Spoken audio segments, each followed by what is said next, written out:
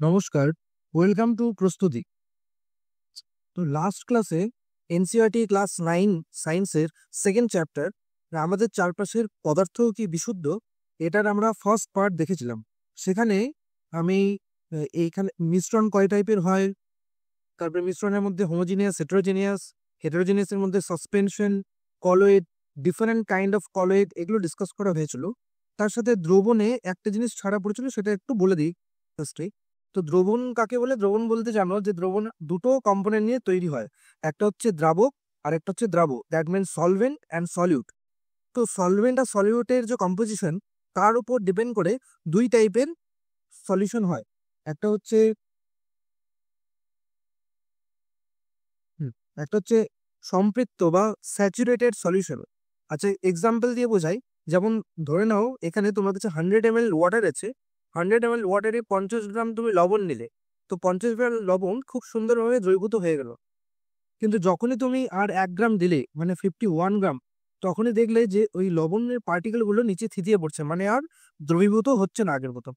তার মানে এর থেকে কি বোঝা গেল যে ওই পার্টিকুলার একটা টেম্পারেচারে, মানে 25 ডিগ্রি সেন্টিগ্রেডে 100 ml জলে 50 গ্রাম লবণ দ্রবীভূত হতে পারে ম্যাক্সিমাম। তাহলে এই যে ম্যাক্সিমাম দ্রবীভূত হয়ে যে দ্রবণটা তৈরি হলো, সেটা হচ্ছে সম্পৃক্ত দ্রবণ বা স্যাচুরেটেড। মানে এর থেকে বেশি আর ওখানে লবণ দ্রবীভূত হবে না। এবার এটাকেই যদি তুমি একটু হিট দাও, তাহলে কি হবে? ওই যে দ্রাবকটা মানে জল, তার মধ্যে কিছু গ্যাপ সৃষ্টি হবে। এই গ্যাপ সৃষ্টি হওয়ার জন্য কি হবে? সেখানে আরো কিছু দ্রাব দ্রবীভূত হবে, মানে আরো কিছু লবণ দ্রবীভূত হবে। মানে সাপোজ ধরে নাও সেখানে দ্রবীভূত হলো 75 গ্রাম, আগে 50 গ্রাম দ্রবীভূত হচ্ছিল, কিন্তু টেম্পারেচার 5 ডিগ্রি সেন্টিগ্রেড বাড়ানোর জন্য আরো 25 গ্রাম বেশি ডিজলভ হলো। এই যে বেশি ডিজলভ করলে তুমি এক্সট্রা টেম্পারেচার বাড়িয়ে, তো এটাকে বলা হয় অতিপৃক্ত বা সুপার স্যাচুরেটেড সলিউশন। আর আনস্যাচুরেটেড বা অসম্পৃক্ত দ্রবণ কি? মানে ওই যে আগের যে এক্সাম্পলটা দিয়েছিলাম, যে 50 গ্রাম দ্রবীভূত হতে পারে 100 ml জলে। তো সাপোজ তুমি 50 গ্রাম না নিয়ে নিচ্ছ 30 গ্রাম, তার মানে কি আরো 20 গ্রাম ডিজলভ হতে পারে। বাট তুমি নিচ্ছ না, 30 গ্রামই নিচ্ছ। তো এই ধরনের সলিউশন যেখানে আরো সলিউট ডিজলভ হতে পারে, মানে চান্স আছে, সেটাকে বলা হয় আনস্যাচুরেটেড বা অসম্পৃক্ত দ্রবণ। তাহলে বেসিক মোটামুটি ক্লিয়ার হলো স্যাচুরেটেড কোনটা, আনস্যাচুরেটেড আর সুপার স্যাচুরেটেড।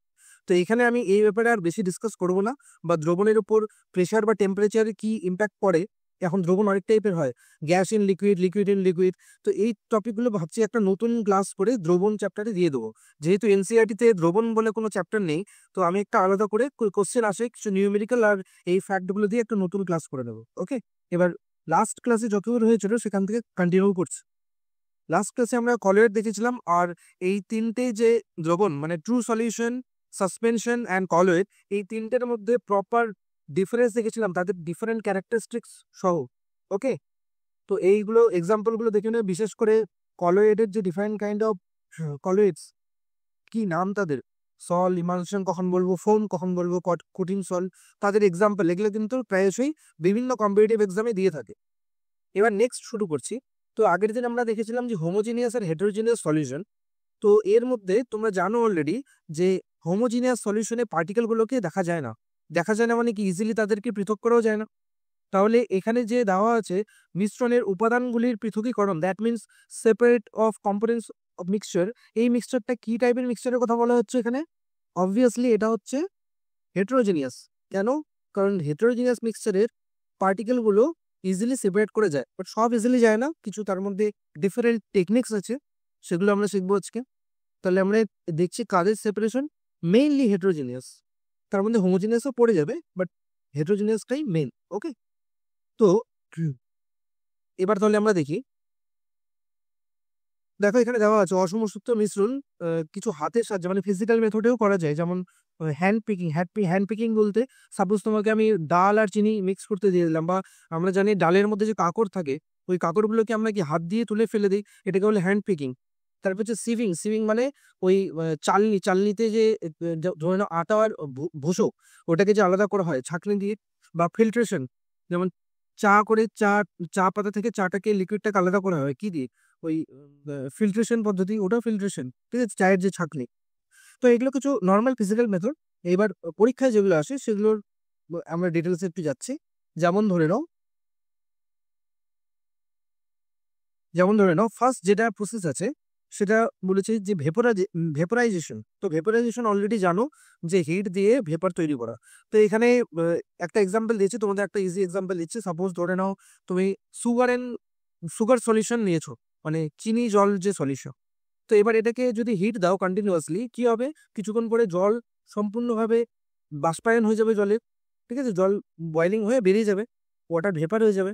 আর বাকি পাত্রে কি পড়ে থাকবে, তোমার চিনির দানাগুলো। বেশি হিট দিলে আবার ওটা রিয়াকশন করবে, বাট মোটামুটি যখন আমরা জলটাকে শেষ হতে দেবো, মানে টোটালি যখন বাষ্পে পরিণত হবে, ওটাকে তো আমরা আমরা আলাদাভাবে কালেক্ট করতে পারবো, ঠিক আছে। তাহলে এই যে প্রসেসটা, এটাকে বলে ভেপোরাইজেশন। বা এখানে যে এক্সাম্পলটা নিয়েছে সেটাও একটু বলে দিই। নীল বা কালো কালি, ধরুন মার্কারের পেন বা আমরা যে ডট পেন ইউজ করি, সেখানে যে নীল কালি দেখা যায়, তো নীল কালিতে ওর মধ্যে শুধু কি কালি থাকে? অবশ্যই না, পিগমেন্ট ছাড়াও জলও থাকে। এবার ওটাকে যদি একটা ওয়াচ গ্লাস, এটা হচ্ছে তোমাদের ওয়াচ গ্লাস, ঠিক আছে, ল্যাবে পাওয়া যায়।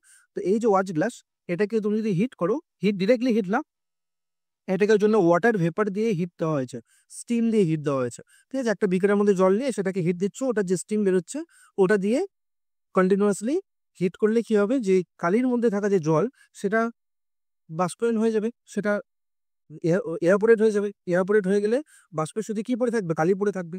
তো এইভাবে বাষ্প আর কালিটাকে আমরা ডিফারেন্সিয়েট করতে পারলাম, আলাদা করতে পারলাম। তো এটা ভেপোরাইজেশন প্রসেস। এটা খুবই নর্মাল বেসিক প্রসেস, যেটা আমরা কোথায় ইউজ করি, ধরে নাও ডিস্যালিনেশন প্রসেসে ইউজ হয়, ঠিক আছে। মানে সমুদ্রের যে জল, সেখান থেকে তুমি যদি ভেপোরাইজেশন করো, সেটাকে হিট দাও, তাহলে কি দেখবো, পাত্রে লবণ পড়ে আছে, জলটা ভেপার হয়ে গেছে, ঠিক আছে। অনেক টাইপের এক্সাম্পল আসে, আর পরীক্ষায় মেইনলি অ্যাপ্লিকেশন আসবে এগুলোর থেকে, এই সেপারেশন ও মিক্সচার থেকে, ঠিক আছে। তাহলে এখানে দেখবে এক্সাম্পল গুলো প্রত্যেকটা অ্যাপ্লিকেশন আছে, এখান থেকে দেখে নেবে। আমি অলরেডি বললাম যে কি।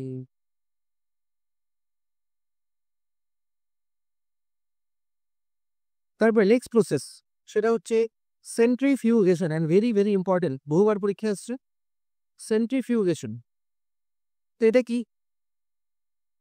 সাপোজ ধরে নাও একটা সলিউশন আছে, ওই সলিউশনের মধ্যে যে দ্রাব্য পার্টটা আছে, মানে যার ঘনত্বটা বেশি, ঠিক আছে, ওটা দ্রাব্য আমি ধরে নিলাম। আর যার ঘনত্ব কম সেটা হচ্ছে দ্রাবক। যেমন তোমার দুধ, তো দুধ কি একটা কলের দ্রবণ। তো কলের দ্রবণে আমরা জানি দ্রাবক আর দ্রাব্য বলি না, আমরা কি বলি, ডিসপার্সড ফেস আর ডিসপার্সড মিডিয়াম, মানে বিস্তার দশা আর বিস্তৃত দশা আর বিস্তার মাধ্যম। তো বিস্তৃত দশাটা কি, ওটা হচ্ছে সলিউট বলতে পারো, কম্পেয়ার করতে পারো। আর বিস্তার মাধ্যমটাকে অ্যাজ এ সলভেন্ট কনসিডার করতে পারো। তো সেখানেও দুধের মধ্যে দেখেছিলাম আমরা অনেক টাইপের কম্পোনেন্ট দিয়ে কিন্তু তৈরি, প্রোটিন থাকে, ফ্যাট থাকে, কার্বোহাইড্রেট থাকে। তো আজকাল যে আমাদের মার্কেটে যে দুধের বিভিন্ন টাইপের প্রোডাক্ট পাওয়া যায়, যেমন ধরে নাও দই পাওয়া যাচ্ছে, বা ক্রিম পাওয়া যাচ্ছে, পনির পাওয়া যাচ্ছে, চিজ পাওয়া যাচ্ছে। তো এগুলোকে কিভাবে সেপারেট করা হচ্ছে দুধ থেকে, এই যে টেকনিকটা, সেটা হচ্ছে সেন্ট্রিফিউগেশন। তাহলে দেখো, পনির, চিজ, এগুলো কি তাদের ঘনত্বটা বেশি, দুধের থেকে তো অবশ্যই বেশি। তাহলে সেটাকে দুধ থেকে কিভাবে বের করব, তার জন্য যে টেকনিকটা, সেটা হচ্ছে সেন্ট্রিফিউগেশন। যেটার বাংলা বাংলা এক্স্যাক্টলি নেই, এটাকে বলতে পারো যেই বল থেকে এসছে সেটা হচ্ছে সেন্ট্রিফিউগাল ফোর্স, মানে হচ্ছে কেন্দ্র বিমুখী বল। ছোট্ট একটা এক্সাম্পল দিই। তুমি যদি একটা পাথরকে সুতোর মধ্যে পেঁচিয়ে জোরে জোরে ঘোরাতে থাকো, কি দেখবে, মনে হবে যে পাথরটা তোমার হাত থেকে বেরিয়ে যেতে চাইছে। এই যে বেরিয়ে যেতে চাইছে, এই বেরিয়ে যাওয়ার জন্য যে বলটা যে ইউজ করছে, সেটা হচ্ছে কি কেন্দ্র থেকে বাইরের দিকে, এটাকে বলা হচ্ছে কেন্দ্র বিমুখী বল। আর এই সেম টেকনিক ইউজ করে এখান থেকে আমরা এই সেন্ট্রিফিউগেশন মেথডটা শিখব। যেমন সেন্ট্রিফিউগেশন মেথডে কি করা হয়, এই যে দেখতে পাচ্ছ সেন্ট্রিফিউজ একটা চেম্বার, এই চেম্বারের মধ্যে এখানে স্যাম্পল নেওয়া হয়, যেমন এখানে ব্লাড স্যাম্পল নেওয়া হয়েছে। তো ব্লাড স্যাম্পলে ব্লাডের এক্সাম্পলও দিয়েছিলাম। ব্লাডের মধ্যে কি, ব্লাড একটা হেটেরোজিনিয়াস সলিউশন। তো তার মধ্যে কি থাকে, প্লাজমা থাকে একটা, যেটা সলভেন্ট পার্ট। আর বাকি হচ্ছে যে তোমার ব্লাড ভেসেল বা আরবিসি, ডাব্লিউবিসি, এগুলো কি থাকে, এগুলো হচ্ছে তোমার সলিউট পার্ট। তো ওগুলো ঘনত্ব বেশি। তো এবার তুমি যখন এই ব্লাড স্যাম্পলগুলোকে এই চেম্বারে, সেন্ট্রিফিউজ চেম্বারে রেখে খুব জোরে স্পিডে ঘোরাবে, তখন কি হবে, যাদের ঘনত্ব বেশি, মানে দ্রাবটা, সেটা কি হবে, নিচে চলে যাবে। নিচে চলে যাবে কেন, বাইরে বেরিয়ে যেতে যাচ্ছে তাই। এবার নিচে যখন চলে যাবে, উপরে কি থাকবে, উপরে ক্লিন লেয়ারটা থাকবে। এবার এটাকে যখন এই টেস্ট টিউব তো বলে না কি, যে সেন্ট্রিফিউজ টিউব বলে। তো এই টিউবটাকে যখন বাইরে বের করব, তখন দেখবে খুব সুন্দর করে এই দুটো লেয়ার হয়ে গেছে। যেমন এই যে রেড সেলের লেয়ার, যেটার ঘনত্ব বেশি, সেটা নিচে চলে গেছে, প্লাজমাটা উপরে চলে আসছে। এবার আমরা কি করব, এটাকে পিপেটের মাধ্যমে টেনে নেওয়া যায়, বা ডিক্যান্টেশন করা যায়, প্রসেস আছে সেটা। তার মানে এইভাবে দুটো যে কম্পোনেন্ট সেটাকে আমরা ইজিলি সেপারেট করতে পারলাম, এই টেকনিকটাকে বলা হয় সেন্ট্রিফিউগেশন। সিমিলারলি আমাদের বাড়িতে যে ওয়াশিং মেশিন ইউজ হয় সেখানেও সেম টেকনিক ইউজ হয়। ওয়াশিং মেশিনেও দেখবে যে খুব স্পিডে একটা মেশিন ঘুরতে থাকে ভেতরে। তো সেটার কাজ কি, যখন তুমি কাপড় দিচ্ছ কাপড়ে ময়লাগুলো আছে সেটা ডেন্সিটি বেশি, যখন যখন তুমি জল দেবে সার্ফ দেবে সেটা যখন ক্লিন হবে, ক্লিন হয়ে যে নোংরা জলটা সেটা ডেন্সিটি বেশি, সেটা কি হবে বাইরে বেরিয়ে যেতে চাইবে। এবার ওয়াশিং মেশিনের সাথে একটা আউটলেট থাকে, সেই আউটলেটের মধ্যে দিয়ে বাইরে বেরিয়ে যাবে, আর চেম্বারে তোমার মানে ওয়াশিং মেশিনে পরিষ্কার কাপড়টা থাকতো। ওকে, তাহলে এটা এক্সাম্পল গুলো দেখবে। অলরেডি বললাম যে রক্ত ও মূত্র এর পরীক্ষায় ইউজ হয়, আর ডেয়ারি ইন্ডাস্ট্রিতে ইউজ হয়, মাখন থেকে ক্রিমকে পৃথক করতে, ঠিক আছে, চিজ বানাতে ইউজ হয়, ওয়াশিং মেশিনে এই নোংরা জলটাকে বের করে দেওয়ার জন্য। ঠিক আছে, এই প্রসেসগুলো খুব ইম্পর্টেন্ট, পরীক্ষায় কিন্তু আসে। নেক্সট, অমিশ্রণীয় মানে মিক্সেবল হয় না। মিক্সেবল হয় না যেমন তোমরা বাড়িতেই করতে পারো, জল আর তেল মিক্স করলে মিক্স হবে, কখনোই মিক্স হবে না। আমরা দেখবো তেলের লেয়ারটা উপরে চলে আসছে, কারণ তেলের ডেন্সিটি কম আর জলের লেয়ারটা নিচে আছে। তো এবার এটাকে কিভাবে পৃথক করা যায়, সেটার জন্য একটা স্পেশাল ইকুইপমেন্ট আছে, সেটাকে বলা হয় সেপারেটিং ফানেল। তো সেপারেটিং ফানেলটা এরকম লাট্টুর মতো দেখতে হয়। এখানে কি করা হয়, জল আর তেলের মিক্সচারটাকে নিয়ে নেওয়া হলো, কেরোসিন তেল নিতে পারো, জল নিতে পারো, যা ইচ্ছা নিতে পারো, বাট দুটো ডিফারেন্ট যাতে লেয়ার হয়। আর এটাকে নেওয়ার পরে একটা আমরা কর্ড দিয়ে বন্ধ করে দেবো, ঠিক আছে, কারণ যার ডেন্সিটি কম ওটা বাইরে বেরিয়ে যেতে পারে, মানে প্রিকশনের জন্য। আর নিচে এখানে দেখো একটা নব লাগানো আছে, স্টপ কক লাগানো আছে। এবার কি করবো, ওই ফানেলটাকে জোরে জোরে আমরা শেক করব, শেক করার পর সেটেল হওয়ার জন্য রেখে দেবো। আর সেটেল হয়ে দেখবো যে দুটো ডিফারেন্ট লেয়ার হয়ে গেছে। উপরে কোন লেয়ারটা থাকবে, যার ঘনত্ব কম অবশ্যই, যেমন এখানে কেরোসিন আর জল নিয়েছে, তুমি সরষের তেল আর জল নিয়েও করতে পারো। তো তাতে আমরা কি দেখবো যে কেরোসিনের যে লেয়ারটা, এই লেয়ারটা উপরে আছে কারণ এর ডেন্সিটি কম, আর জলের লেয়ারটা হেভি হয় ওই জন্য নিচে আছে। এবারে আমাদের কি করতে হবে, এই স্টপ কোকটা ধীরে ধীরে আমরা ওপেন করবো, আর নিচে একটা বিকার রেখে দিতে হবে। আর শুরুর দিকে এই যেই লেয়ারটা অবধি শেষ হচ্ছে, কেরোসিন কেন নিয়েছে, কারণ কেরোসিন নিলে কেরোসিনের যে কালার একটা আছে ওই বেশ একটা লাইট ব্লু কালার, মানে তুঁতে কালার, ওটা ইজিলি রিকগনাইজ করা যায়, ঠিক আছে, আইডেন্টিফাই করা যায়, ওই জন্য এখানে নিয়েছি। তো এবার শুরুতে যখন নবটা খুলে দেবো তখন খুব ইজিলি দেখবো যে জলের যে কণাগুলো, ঠিক আছে, জলের যে ড্রপ ওয়াইজ এভাবে করে এই নব দিয়ে পড়ছে, কোথায় বিকারে জমা হচ্ছে। একদম যেখানে জলটা শেষ হচ্ছে মানে কেরোসিন আসা অবধি আমরা কি করব, এটাকে কন্টিনিউ ফ্লো হতে দেবো, তারপরে স্টপ করে বন্ধ করে দেবো। বন্ধ করে দিয়ে বাকি যে কেরোসিন ওটা অন্য পাত্রে রাখবো, বা সেপারেট হয়ে গেল এখান থেকে। তাহলে বোঝা গেল এটা হচ্ছে সেপারেটিং ফানেল। আর সেপারেটিং ফানেলের মধ্যেও এটাকে আরেকভাবে ইউজ করেছে, সেটাকে বলা হয় সলভেন্ট এক্সট্রাকশন মেথড।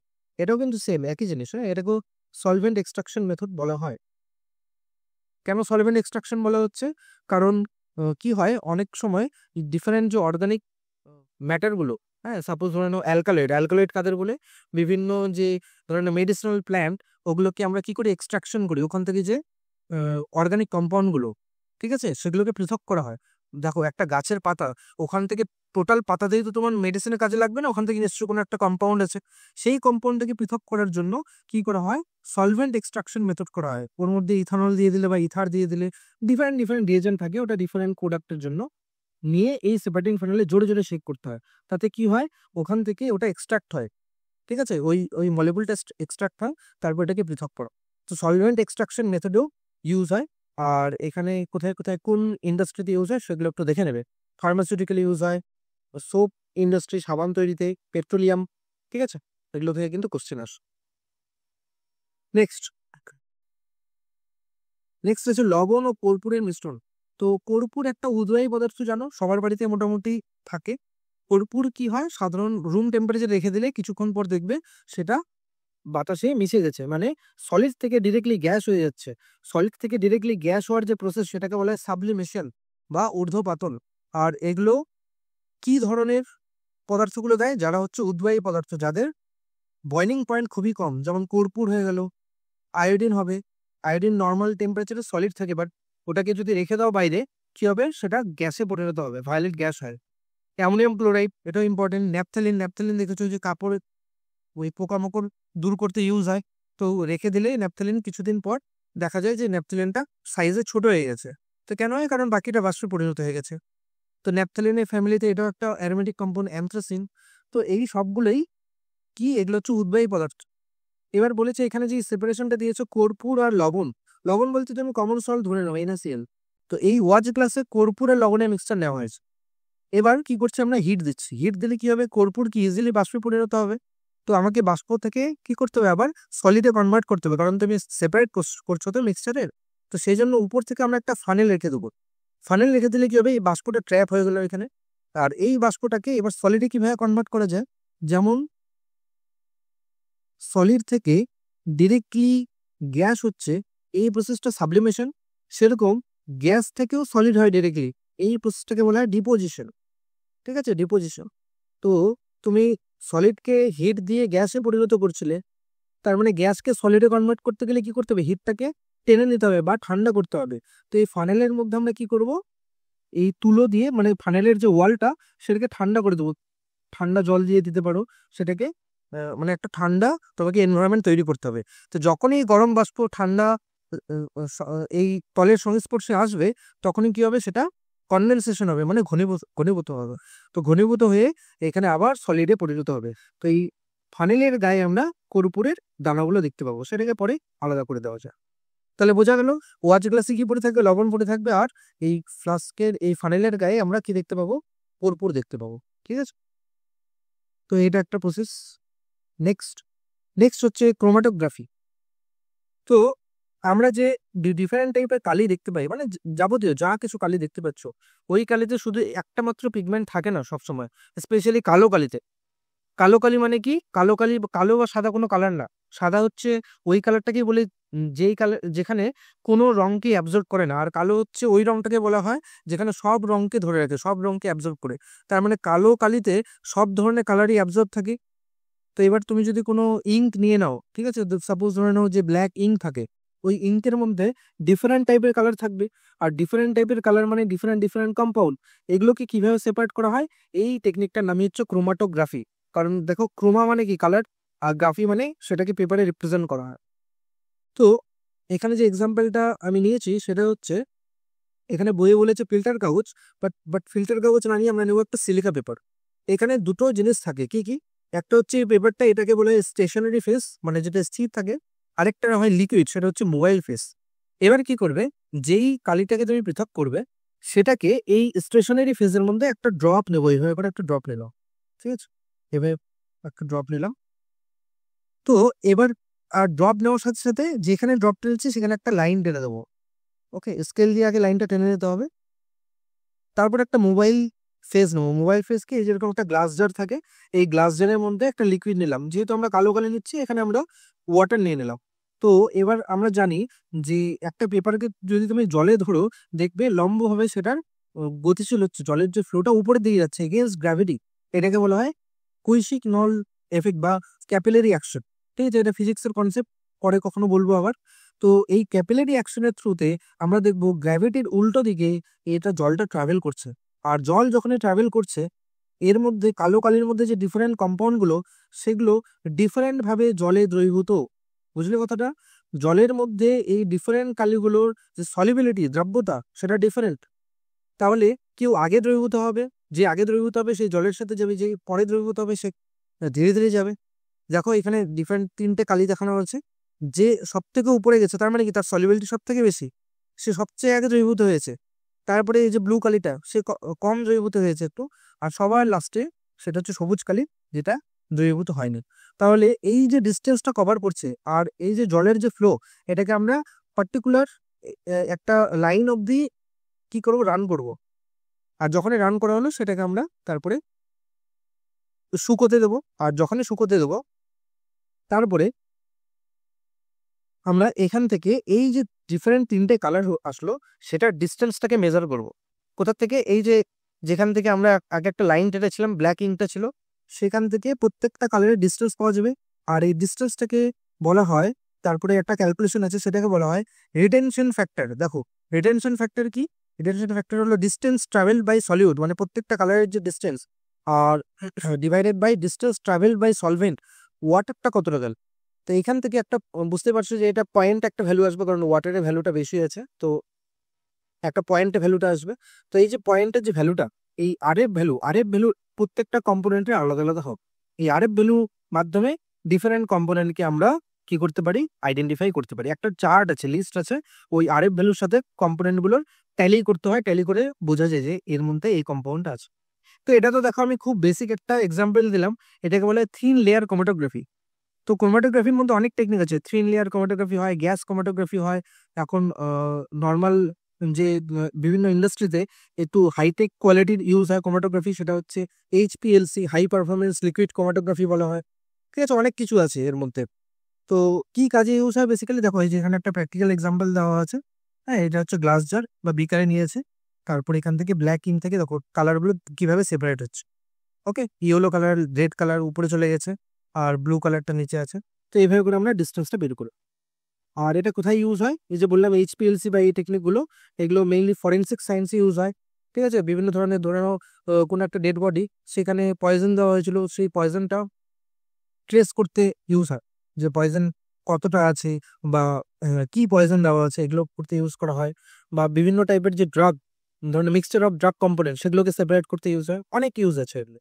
তো এখান থেকে এক্সাম্পলগুলো দেখে নেবে। ঠিক আছে, ডিফারেন্ট প্রাকৃতিক রং থেকে রঙের যে পিগমেন্ট, সেগুলোকে আলাদা করতে ইউজ হয়।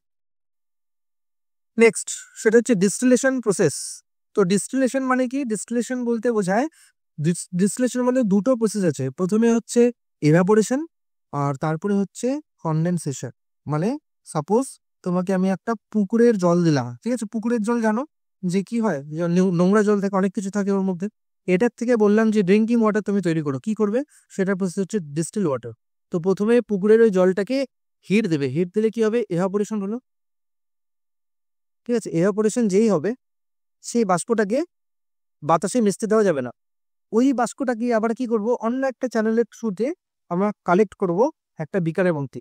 আর যেই চ্যানেলে কালেক্ট করছে, এই যে সাপোজ ধরে না এই যেটা পুকুরের জল, তো এটাকে আমরা যখন হিট করছি, হিট করে এটাকে একটা অন্য একটা নলের মধ্যে দিয়ে পাস করাবো, আর এই নলটাকে ঠান্ডা রাখবো। এই জলের যে ইনলেট আউটলেট, এটা ঠান্ডা রাখার জন্য করা হয়েছে। তো যখনই তুমি বাষ্পটাকে ঠান্ডা করবে, কি হবে, আবার জলের পরিণত হবে। কারণ আমরা জানি যে বাষ্পকে যদি ঠান্ডা করা হয়, তাহলে লিকুইডে পরিণত হয়। তো এই যে লিকুইডটা হলো, এটার মধ্যে কি শুধু জল আছে, নোংরাগুলো তো নেই। তাহলে জলটাকে আমরা পুকুরের জল থেকে একদম ড্রিঙ্কিং ওয়াটার মানে ক্লিন ওয়াটারটাকে আমরা সেপারেট করলাম। তাহলে এই জলটাকে খাওয়া যেতে পারে। বাট ডিস্টিল ওয়াটারকে খাওয়া হয় না বেসিক্যালি, কারণ ডিস্টিল ওয়াটারের মধ্যে মিনারেলস একটু কম থাকে। তা আমাদের যেমন যে বায়োলজিক্যাল অ্যাক্টিভিটির জন্য মিনারেলসও দরকার, হ্যাঁ, মাইক্রো কম্পোনেন্ট, মাইক্রোনিউট্রিয়েন্ট, ম্যাক্রোনিউট্রিয়েন্ট এগুলো আছে। তো সেটার জন্য ডিস্টিল ওয়াটার আমরা রিকমেন্ড করা হয় না খাওয়ার জন্য, আমরা মিনারেল ওয়াটার খাই এর জন্য। তো এই হচ্ছে ডিস্টিলেশন প্রসেস। তো বৃষ্টির জল কি ডিস্টিল ওয়াটার? অবশ্যই ডিস্টিল ওয়াটার। তো বৃষ্টির জলেও কি হয়, একই ঘটনা ঘটে, যে সূর্যের যে তাপ, সেখানে কি হয়, যে জল বাষ্পীভূত হয়, সেটা উপরে জমা হয়, মানে গরম যে বাষ্প, সেটা ধীরে ধীরে উপরে জমা হতে থাকে মেঘ হিসাবে। এবার যখন অনেকটা ডেন্সিটি হয়ে যায়, আর উপরে যত যাচ্ছে তত ঠান্ডাও হচ্ছে। এবার অনেকটা যখন ঘনত্ব বেড়ে যায়, তখন আর ওই মেঘ ধরে থাকতে পারে না, সেটা বৃষ্টিরূপে এখানে পৃথিবীতে ঝরে পড়ে। সেটাও কিন্তু ডিস্টিল ওয়াটার। ওকে, আর এখানে দেখো অ্যাসিটন এবার মিক্সচার দিয়েছে, অ্যাসিটন আর জলের মিক্সচার। তো অ্যাসিটন আর জলের মিক্সচার যখন আমরা সেপারেট করব, তখন তোমাকে একটা থার্মোমিটারও লাগবে। কেন থার্মোমিটার লাগবে, কারণ দুটো ডিফারেন্ট কম্পাউন্ড আছে। এবার দুটো ডিফারেন্ট কম্পাউন্ডের বয়লিং পয়েন্টও ডিফারেন্ট, রাইট? যেমন দেখো অ্যাসিটনের বয়লিং পয়েন্ট অনেক কম, কত 56 ডিগ্রি সেন্টিগ্রেড, আর ওয়াটারে 100 ডিগ্রি সেন্টিগ্রেড। এবার সাপোজ তুমি হিট দিচ্ছ, কে আগে বয়েল হবে, যার বয়লিং পয়েন্ট কম? অবশ্যই অ্যাসিটন। তো অ্যাসিটন যখনই বয়েল হওয়া শুরু করবে, তখনই কি হবে, এই চেম্বারের মধ্যে দিয়ে যাবে, এই চেম্বারের মধ্যে দিয়ে যখনই যাবে, তখনই এখানে ঠান্ডা হবে, ঠান্ডা হয়ে আবার কি লিকুইডে পরিণত হবে। তাহলে আগে কি আসবে, আগে অ্যাসিটন আসবে। ঠিক আছে, আর যখনই অ্যাসিডন চলে আসলো, কিভাবে বুঝবে অ্যাসিডন সব চলে এসছে? এই টেম্পারেচার থার্মোমিটার দেখে বুঝতে হবে। যখনই থার্মোমিটার 56 ডিগ্রি টাচ করছে, তার মানে অ্যাসিডন আসা শুরু হয়েছে। আর ধীরে ধীরে যখন টেম্পারেচার বাড়ছে, অ্যাসিডন শেষ, তুমি বিকারটাকে সরিয়ে নিলে, নতুন একটা বিকার দিলে, সেখানে ওয়াটারটা পড়ে থাকবে। বা এই যে ফ্লাস্ক আছে, এটাকে রিফ্লাক্স ফ্লাস্কও বলা হয়, বা ডিস্টিল ফ্লাক্সও বলা হয়, বা রাউন্ড বটম ফ্লাক্স বলা হয়। এখানে জলটা পড়ে আছে, এটাও তো সেপারেট হয়ে গেল আলটিমেটলি। বোঝা গেছে তাহলে? এটাকে বলা হয় ডিস্টিলেশন প্রসেস। তাহলে ডিস্টিলেশন প্রসেসে দুটো সেপারেট বয়লিং পয়েন্ট আছে, এইভাবে দুটো কম্পোনেন্টকে আমরা আলাদা করতে পারি ইজিলি। ওকে, তাহলে কোশ্চেন এইভাবে কিন্তু দেয় যে অ্যাসিটন আর জলের মিশ্রণকে, কারণ দেখো অ্যাসিটন আর জলের মিশ্রণ এইটা কিন্তু কমপ্লিটলি মিসেবল হয়ে যায়। বা ধরে না অ্যালকোহল আর ওয়াটার কমপ্লিটলি মিসেবল হয়ে যায়। ঠিক আছে? তো যখন কমপ্লিটলি মিক্স হয়ে যাচ্ছে তুমি কিভাবে আলাদা করবে? তখন তো আর সেপারেটিং ফানেলে হবে না। তখন তোমাকে ইউজ করতে হবে ডিস্টিলেশন বা পাতন পদ্ধতি। ঠিক আছে? ওকে। তো এই ডিস্টিলেশন প্রসেসে সি ওয়াটার থেকেও ওয়াটারটাকে সেপারেট করা হয় সল্ট থেকে, ডিফারেন্ট টাইপের সল্ট থেকে। এটা একটা আছে। এবার দেখো এই ডিস্টিলেশনটাকে একটু অ্যাডভান্স করা হয়, সেটা হচ্ছে ফ্র্যাকশনাল ডিস্টিলেশন। তো ফ্র্যাকশনাল ডিস্টিলেশনে কি হয়, এখানে আমরা এই ধরনের কম্পাউন্ডগুলোকে পৃথক করব যাদের স্ফুটনাঙ্কের বয়লিং পয়েন্টের পার্থক্য 25 কেলভিনের কম। যেমন ধরুন আমি 3টে মিক্সচার নিলাম, অ্যাসিটোন, অ্যালকোহল, ওয়াটার। তো এই 3টে মিক্সচারকে কিভাবে পৃথক করব, ওই একই প্রসেস। ঠিক আছে, কিন্তু এখানে একটা জিনিস তোমাকে অ্যাড করতে হবে, সেটাকে হচ্ছে ফ্র্যাকশনিং কলাম। দেখো এই যে এটা হচ্ছে ফ্র্যাকশনিং কলাম।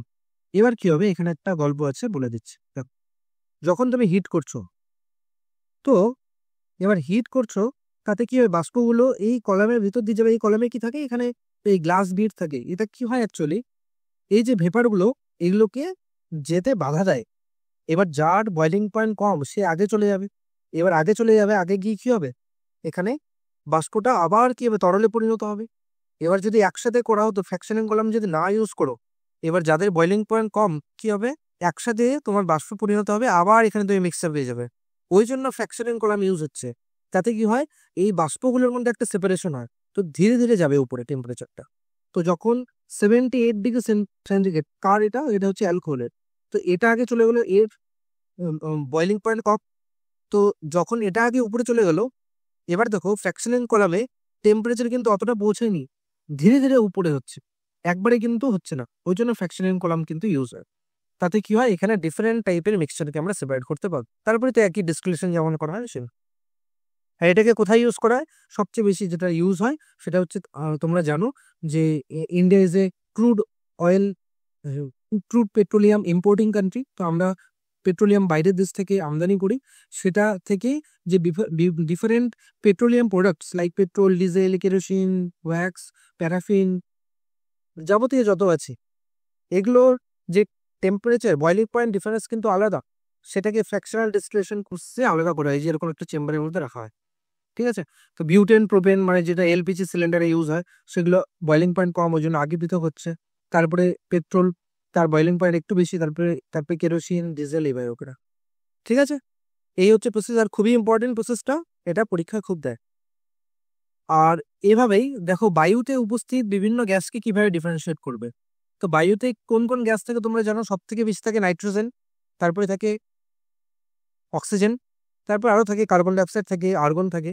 তো এখানে কি করা হয়, প্রথমে বায়ুটাকে, তোমার ধরেন একটা গ্যাসের স্যাম্পেল নিলে, বায়ু নিলে, ওটাকে আমরা খুব হাই প্রেশার দেবো, হাই প্রেশার আর টেম্পারেচার কমিয়ে দেবো। তো হাই প্রেশার আর টেম্পারেচার কমালে কি হয়, অটোমেটিক্যালি সেটা লিকুইডে কনভার্ট হয়। এবার লিকুইডে কনভার্ট হচ্ছে মানে কি, বায়ুতে থাকা ডিফারেন্ট যে গ্যাসগুলো সেগুলো লিকুইডে কনভার্ট হচ্ছে। এবার দেখো এই যে গ্যাসগুলো, সেগুলো যখন লিকুইডে কনভার্ট হয়, তখন এগুলোকে, সরি, এগুলো যখন লিকুইডে কনভার্ট হয়, এবার এগুলোকে যখন পৃথক করবে, এদের যে স্ফুটনাঙ্ক সেগুলো অনেক কম হয়। কারণ দেখো অলরেডি তুমি টেম্পারেচার অনেকটা কমিয়ে দিয়েছো। দেখো স্ফুটনাঙ্ক কার সব থেকে কম, সব থেকে কম হচ্ছে নাইট্রোজেন, -196 ডিগ্রি সেন্টিগ্রেড। এই যে বুঝতে পেরেছো, অনেক কম। তারপরে আর্গন, তারপর অক্সিজেন। এবার তুমি যদি ফ্র্যাকশনাল ডিস্টিলেশন করো, এটার সব থেকে আগে কোনটা পৃথক হবে, যার বয়লিং পয়েন্ট সব থেকে কম, রাইট? অলরেডি এটা আমরা দেখলাম। তে এর মধ্যে সব থেকে কম বয়লিং পয়েন্ট কার, নাইট্রোজেন। দেখো -196, মাইনাসের দিক থেকে বেশি, তার মানে কি টেম্পারেচার অনেক কম। ওকে, তো এই যে দেখো, যখন তুমি লিকুইড এয়ারকে সেপারেট করছো, সব থেকে আগে সেপারেট হবে নাইট্রোজেন, তারপরে হবে আর্গন, তারপরে হবে অক্সিজেন, বয়লিং পয়েন্টের ডিফারেন্স। ক্লিয়ার?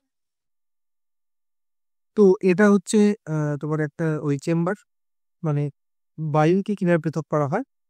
ঠিক আছে, বায়ুর উপাদানগুলোকে। তো দেখো এখানে সব থেকে কি আছে, নাইট্রোজেন, নাইট্রোজেন আছে, আর্গন আছে, আর সবার লাস্টে আছে অক্সিজেন। ওকে, নেক্সট নেক্সট মনে হচ্ছে এটাই লাস্ট, এরপরে অন্য টপিক আছে। তো এটা হচ্ছে ক্রিস্টালাইজেশন প্রসেস। ক্রিস্টালাইজেশন কি, বেসিক্যালি ধরে নাও তোমার কাছে আমি দিলাম কপার সালফেটের একটা স্যাম্পেল। তো তার মধ্যে শুধু কপার সালফেট তো থাকবে না, তার মধ্যে কি কিছু ইমপিউরিটি থাকবে।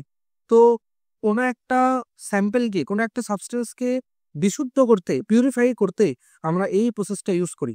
তো কিভাবে করবে? কপার সালফেট কি হয়, জলীয় দ্রবণে দ্রবীভূত হয়। তো খুব সুন্দরভাবে তুমি জলে দিয়ে দেবে, দ্রবীভূত হলো। দ্রবীভূত হওয়ার পর সেটাকে কি করবে? ফিল্টার আউট করবে। ফিল্টার আউট করলে কি হবে? সেখানে যে ইমপিউরিটিগুলো ওগুলো সেপারেট হয়ে যাবে।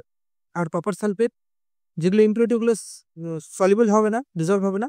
আর কপার সালফেট তো ডিজলভ হয়, ওই জন্য কপার সালফেট খুব সুন্দরভাবে ফিল্টার পেপার দিয়ে পাস হয়ে যাবে, আর ইমপিউরিটিগুলো ফিল্টার পেপারে থেকে যাবে। তো এইবার যেটা তুমি পেলে এটা হচ্ছে কপার সালফেটের সলিউশন। কিন্তু তোমার লাগবে মানে সল্টটা লাগবে, মানে কঠিন পদার্থটা লাগবে। তো এটাকে তুমি কিভাবে করবে, ক্রিস্টালাইজ কিভাবে করবে? এটার জন্য করা হয় প্রথমে একটু হিট করলে, হিট করে নিয়ে তারপরে আমরা কি করব, এটাকে ঠান্ডা করতে দেবো। আর ঠান্ডা করলে কি হবে, দেখো হিট করে যদি তুমি ওয়াটারটাকে বের করে দাও, তাতে কি পাবে? তাতে তুমি কপার সালফেট পেয়ে যাবে, ঠিক আছে, কিন্তু ওটার যে দানাগুলো হবে সেটা কি হবে, ক্রিস্টাল হবে না। ওকে, সেটা যেমন দানাদার হবে, ওটা পাউডার হবে। বাট আমাদের কি দরকার? ক্রিস্টাল দরকার। ওকে, ক্রিস্টাল যখন দরকার সেটাকে আমরা কি করবো, র্যাপিড কুলিং করব। সরি, স্লো কুলিং করব, র্যাপিড কুলিং করলে হবে না। সেটার জন্য আমরা কি করবো, সেটাকে ফ্রিজের মধ্যে রেখে দেবো ওভারনাইট। তাহলে ধীরে ধীরে দেখবো খুব সুন্দর এরকম ক্রিস্টাল ল্যাটিস পড়ে গেছে, ঠিক আছে। তো এটাকে বলে ক্রিস্টালাইজেশন প্রসেস। তাহলে কি কাজে ইউজ হয় এটা? কোনো পদার্থকে বিশুদ্ধ করতে ইউজ হয়, ঠিক আছে। আর ডিরেক্টলি কেন তাপ প্রয়োগ করা হয় না? শুধু তাপ প্রয়োগ করলে কি হবে, সেটা বিয়োজিত হতে পারে, ঠিক আছে। যেমন চিনিকে যদি বেশি হিট দাও কি হবে, তাহলে হয়ে যাবে, জল বেরিয়ে যাবে। ওকে, ওই জন্য ঠান্ডা প্রসেস করা হয়, ঠিক আছে, ঠান্ডা করে করা হয়। সমুদ্রের জল থেকে প্রাপ্ত লবণের বিশুদ্ধীকরণ বা ফিটকিরি দিয়ে অশুদ্ধ নমুনা থেকে বিশুদ্ধ ক্যালসিকরণ, এগুলো আছে। তারপরে শহরাঞ্চলে যে ড্রিঙ্কিং ওয়াটার সাপ্লাই, এখানেও ইউজ করা হয়। তো এই জিনিসটা একটু দেখে নেবেন। নেক্সট যেটা আছে সেটা হচ্ছে পদার্থের ভৌত ও রাসায়নিক পরিবর্তন। তো এগুলো খুব বেসিক জিনিস, তোমরা অলরেডি জানো যে একটা পদার্থ ফিজিক্যাল চেঞ্জ আর কেমিক্যাল চেঞ্জ কিভাবে হয়। ফিজিক্যাল চেঞ্জ তখনই বলবো যদি সেটার কি হয়, বর্ণ, কাঠিন্য, দৃঢ়তা এগুলো চেঞ্জ হয়, গলনাঙ্ক, স্ফুটনাঙ্ক এগুলো চেঞ্জ হয়। কিন্তু নতুন কোনো পদার্থ উৎপন্ন হচ্ছে না, তখন হচ্ছে ফিজিক্যাল চেঞ্জ। আর কেমিক্যাল চেঞ্জে কি হয়, নতুন কোনো পদার্থ উৎপন্ন হয়। এবার অনেকে বলতে পারে যে ফিজিক্যাল চেঞ্জে আগের অবস্থায় ফিরিয়ে আনা যায়, কেমিক্যাল চেঞ্জে যায় না। সবসময় তা হয় না। এবার ধরুন আমি যে একটা এক্সাম্পল দিচ্ছি, আমি একটা পেপারের টুকরোকে কুচু কুচু করে কেটে ফেলে দিলাম। এবার তুমি ওই টুকরোগুলোর থেকে আবার ওই আগের মতো পেপারটা তৈরি করতে পারবে? তুমি বলে আঠা দিয়ে করবে, আঠা দিয়ে করলে তো হলো না। একদম কি এক্স্যাক্টলি সেটা আসবে না। তাহলে তুমি কি বলবে, এটা কি কেমিক্যাল চেঞ্জ? অফকোর্স নট, এটা ফিজিক্যাল চেঞ্জ। কারণ পেপার তো পেপারই থাকছে। একটা কাঠ, ওটাকে তুমি ধরুন একটা গাছ, ওই গাছটা কেটে কাঠ বানালে, কাঠ থেকে তুমি টেবিল বানালে, তাহলে কি বলবো, এটা কি কেমিক্যাল চেঞ্জ? একদম না। তো কাঠটা কাঠই থাকলো, ঠিক আছে। নতুন কোনো প্রোডাক্ট যদি না তৈরি হয় আমি কেমিক্যাল চেঞ্জ বলবো না। যেমন ধরে নাও আমরা আটা মেখে রুটি বানাই। তো আটা মাখলাম, মেখে ওখান থেকে বেলনা দিয়ে রুটি বানালাম। তো ওই রুটির যে শেপটা বানালাম, রুটি বানালাম না, রুটির শেপটা বানালাম, এটা কিন্তু ফিজিক্যাল চেঞ্জ। কিন্তু যখনই তুমি ওটাকে সেকবে, রুটিটা ভাজবে, তখন কিন্তু আগের মধ্যে থাকছে না। কারণ ওর মধ্যে যে স্টার্চ থাকে, কার্বোহাইড্রেট থাকে, সেটা কি হয়, তাদের মধ্যে বন্ডিং নেচারটা চেঞ্জ হয়ে যায়, কমপ্লিটলি পুড়ে যায়, তাই না? অনেক সময় কালো কালো হয়ে যায়। কালো মানে কি, কার্বন। তার মানে ওই ভিতরের যে কার্বোহাইড্রেটটা সেটা পুড়ে গিয়েছে, অনেক কেমিক্যাল চেঞ্জ হয়েছে। তো আটা থেকে রুটি বানানো, রুটির যে সেকা, ভাজা, সেটা কিন্তু কেমিক্যাল চেঞ্জ। বাট তার আগে অবধি সেটা কি, সেটা কিন্তু একটা ফিজিক্যাল চেঞ্জ। এই যে দেখো এখানে এক্সাম্পলটা আছে, রোলিং অফ রুটি, এটা কিন্তু physical change. But baking of রুটি, এটা কিন্তু কেমিক্যাল চেঞ্জ। তো এই জিনিসগুলো একটু মাথায় রাখবে। এখানে ডিফারেন্ট টাইপের এক্সাম্পল আছে, এগুলো ডিসকাস করছে না কারণ এগুলো সবাই জানো মোটামুটি। যেমন আইসকে মেল্ট করলে কি হয়, ফিজিক্যাল চেঞ্জ। বা বয়লিং অফ ওয়াটার, ওটাকে আবার যদি ভেপারটাকে কালেক্ট করা যায়, আবার ওয়াটারে কনভার্ট করা যায়, এটাও ফিজিক্যাল চেঞ্জ, ঠিক আছে। গ্লোয়িং অফ ফিলামেন্ট, ফিলামেন্টটা উত্তপ্ত হয় তখন আলো জ্বলে, আবার যখন ঠান্ডা হয়ে যায় তখন, মানে বন্ধ সুইচ অফ করলে আবার ঠান্ডা হয়ে যায়, আলো জ্বলে না। পেপারকে বার্ন করলে কি হয়, নতুন প্রোডাক্ট তৈরি হয়। তো স্বাভাবিকভাবে কি হবে, এটা কেমিক্যাল চেঞ্জ। আয়রনের উপর মরিচা ধরে যায়, এটা কি কেমিক্যাল চেঞ্জ, ঠিক আছে। তো আয়রনের মরিচা ধরার সংকেত কি, Fe3O4, ফেরোসিফেরিক অক্সাইড বলা হয়। আয়রনের মধ্যে আয়রনকে আমরা বাইরে রেখে দিলে বাতাসের যে অক্সিজেন আর জলীয় বাষ্প, সেটা মিক্স হয়ে এটা তৈরি হয়। ঠিক আছে। রাইপেনিং অফ ফ্রুটস, ফল পাকাতে, তো ফল পাকলেও কি হয় স্বাভাবিকভাবে এখানেও কেমিক্যাল চেঞ্জ হয়। ঠিক আছে, এখানে ডিফারেন্ট টাইপের কোশ্চেন আছে, কোশ্চেনগুলো একটু অ্যান্সার করার চেষ্টা করবো তোমরা নিজে, আমি অনেকগুলোই বলে দিলাম।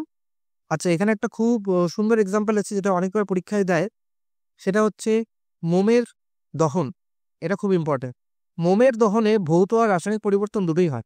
অ্যাকচুয়ালি হয় কি, যখন তুমি মোমবাতিটাকে জ্বালাও তখন দেখবে যে মোমবাতিটা গলে পড়তে থাকে, আবার মোম হিসাবে জমতে থাকে, তাই তো এবার মোমের যে গলন বললাম, তো গলনটা কি মেল্টিং, তো মেল্টিং প্রসেসটা ভৌত পরিবর্তন, কারণ আবার মোম তৈরি হচ্ছে। কিন্তু যখন এটা বার্ন হচ্ছে তখন কিন্তু সেটা রাসায়নিক পরিবর্তন, কারণ ওখান থেকে কার্বন ডাইঅক্সাইড গ্যাস বেরোচ্ছে। বোঝা গেল?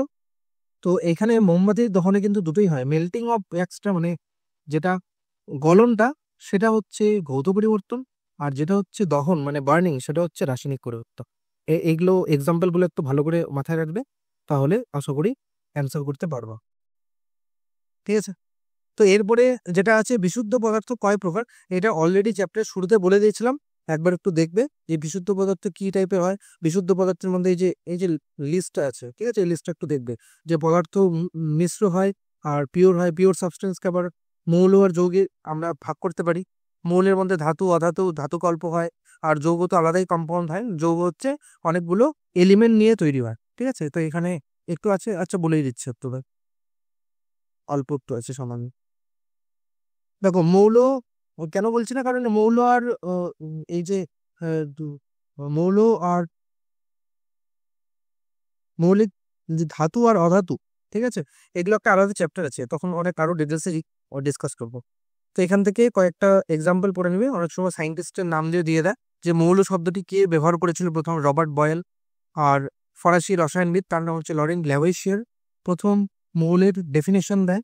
মৌল কাকে বলে? মৌল হচ্ছে পদার্থের মৌলিক রূপ যেটা রাসায়নিক বিক্রিয়ায় অংশগ্রহণ করতে পারে। ঠিক আছে, রাসায়নিক বিক্রিয়ার সাহায্যে আচ্ছা বিয়োজিত হয়ে যায় না।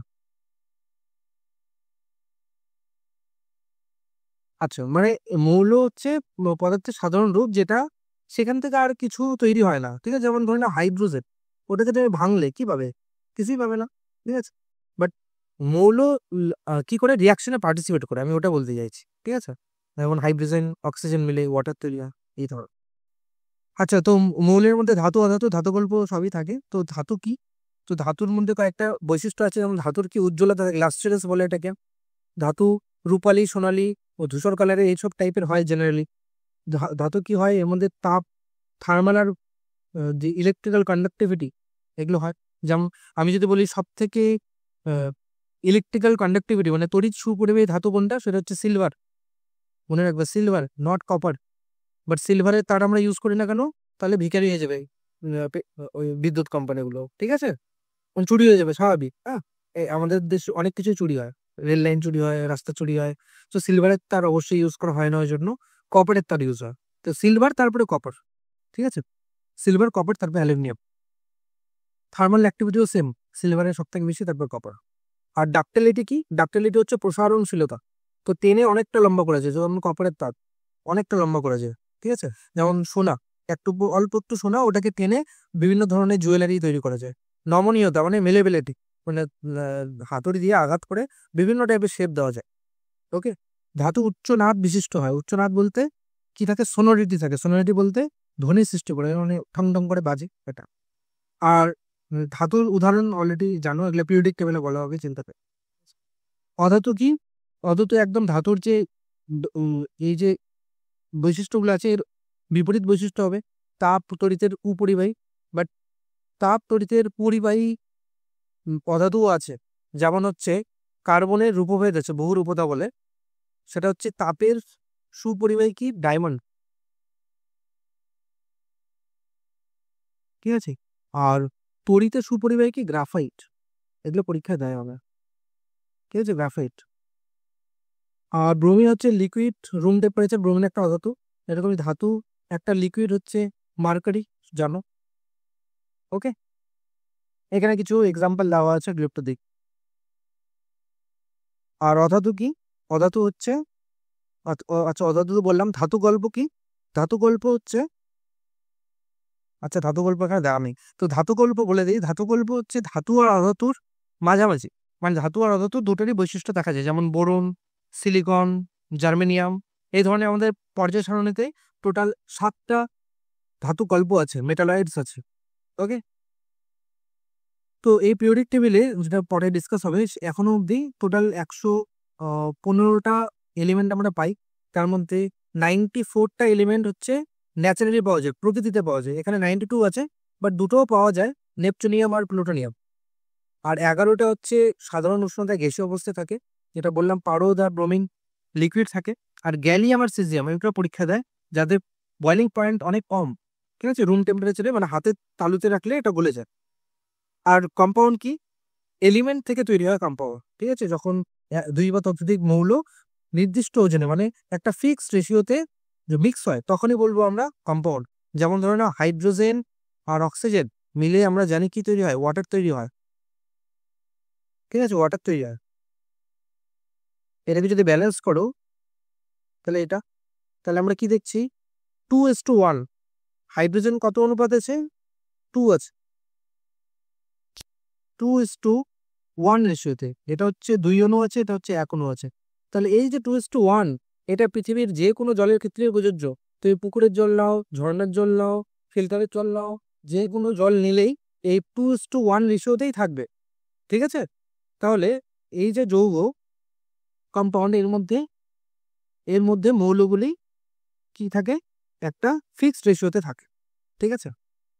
আচ্ছা, অধাতুর এক্সাম্পল আছে কার্বন, সালফার, ব্রোমিন, এগুলো দেখতে পাচ্ছ।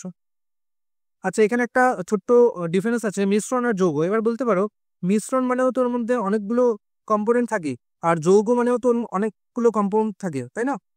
যৌগের মধ্যে কি থাকে, বিভিন্ন ধরনের মৌল থাকে, আর মিশ্রণের মধ্যেও কি থাকে, অনেকগুলো পদার্থ মিক্স হয়। কিন্তু দুটো কি সেম, একদম সেম না। কারণ মিশ্রণের মধ্যে যে কোনো কম্পোজিশন হতে পারে, কম্পোজিশন আলাদা হতে পারে, কিন্তু যৌগের মধ্যে সবসময় একটা ফিক্সড রেশিও থাকবে, যেটা বললাম হাইড্রোজেন অক্সিজেনের ক্ষেত্রে। এটা সব থেকে বড় ডিফারেন্স, ফিক্সড রেশিওতে তারা মিক্স হবে। আরও ডিফারেন্স আছে, এগুলো একটু দেখে নেবে, ঠিক আছে। ধর্ম আলাদা থাকে, কারণ যৌগ তৈরি হচ্ছে মৌলের সাথে ধর্মের কোনো রিলেশন থাকবে না। যেমন হাইড্রোজেন আর অক্সিজেনের ধর্ম আলাদা, আর জলের ধর্ম আলাদা, ঠিক আছে। বাট মিশ্রণ যখন হবে, ধরেন জল আর চিনি তুই মিক্স করলে নতুন একটা দ্রবণ পেলে, তো দ্রবণের মধ্যে জল আর চিনির ধর্মগুলো বর্তমান থাকবে, ঠিক আছে। তো এই হচ্ছে, এগুলো একটু দেখে নেবে লাস্টে আবার। এই টেবিলটা আছে, ফ্লো চার্টটা ওখান থেকে দেখে নেবে। আর চ্যাপ্টারটা তাহলে শেষ হলো। এই টোটাল চ্যাপ্টারের উপরে আমি একটা মক টেস্ট নিয়ে নেবো, কোশ্চেন আমি রেডি করছি, শীঘ্রই এই মক টেস্টটা আপলোড করা হবে। আর ক্লাসটা তোমাদের কেমন লাগলো, আর আগামীতে খুব রেগুলারলি ক্লাস দেওয়ার চেষ্টা করব। একটু ফিক্সড শিডিউল থাকে, ওই জন্য টাইমলি দেওয়া যাচ্ছে না, বাট আমরা চেষ্টা করছি খুব দ্রুত নেক্সট ক্লাসটা নিয়ে আসবো। আমাদের সাথে জুড়ে থাকো, ধন্যবাদ।